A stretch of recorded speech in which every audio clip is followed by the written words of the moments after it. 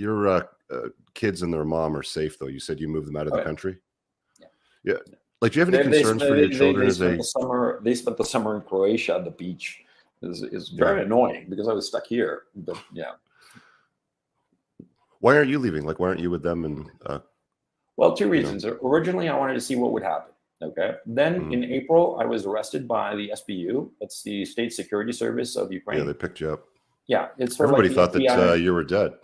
You were gone. Yeah, a lot of irresponsible people, assured everybody that I'd been tortured and murdered with no evidence whatsoever.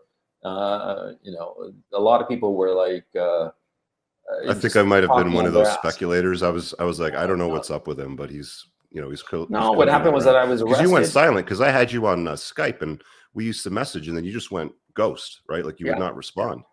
Yeah, I lost my accounts, my Gmail, because they took my cell phone and they took my accounts. They took them over. And so that's why I can't access the Coach Red Pill channel or my previous Gonzalo Lira channel. I had to start from scratch. And no, what happened was that I was very active on Telegram. I had about 80,000 followers on Telegram. And Telegram is very easy to translate into Ukrainian. And so a lot of people in Ukraine were following what I was saying. And that was why I came onto their radar. But, they came, they arrested me. There were like 8 guys. It was pretty cool. 8 guys, armed to the gills, right? With like big rifles and the whole shebang, right? And they came to arrest me and they searched my entire apartment and they videotaped it. And they searched every nook and cranny looking for, I don't know what, Russian propaganda or some shit like that. I have no idea. And I was interrogated a few times, and it wasn't like in the movies. It was a very civil conversation. I had a translator. And at the end of the day, they cut me loose because I was more trouble than I was worth, because I'm not a Russian agent, I didn't have any kind of mission to, any kind of, any kind of like secret mission or shit like that. I'm just a middle-aged fart who happened to live here and started reporting on it. What happened was that the SBU cut me loose because there was a lot of online stuff. But what was actually much more important was that there were a lot of diplomatic efforts, because I'm a resident of 3 different countries, or have been a resident of 3 different countries.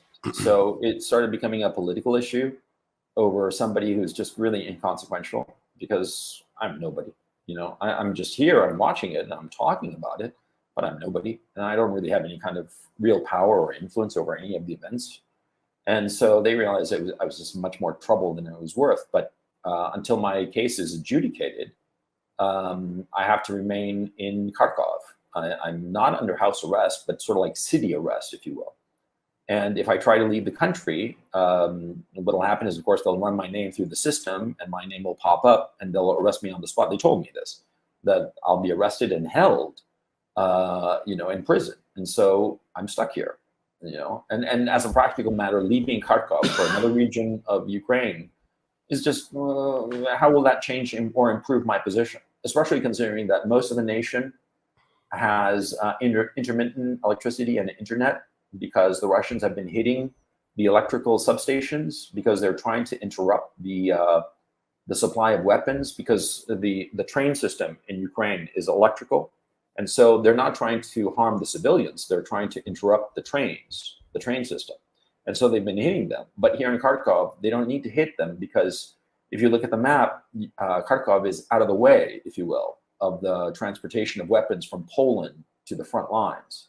And so that's why I've lost electricity a few times, but it's been, you can count them in a couple of hands. It's not that big of a deal.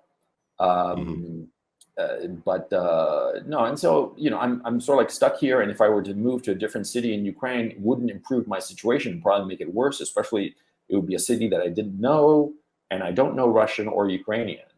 And so that would play against me. And so it's better to just sit tight and watch this war unfold. I really hope you guys enjoyed that clip. If you want to watch the full-length podcast, you can find that over here, that clip's from. If you're newer to the channel, make sure you hit subscribe over here, and pin down below in the top comment, you'll find a bunch of useful links to my website, my supplement line, books, and a bunch of other stuff. Have an amazing day. Peace out.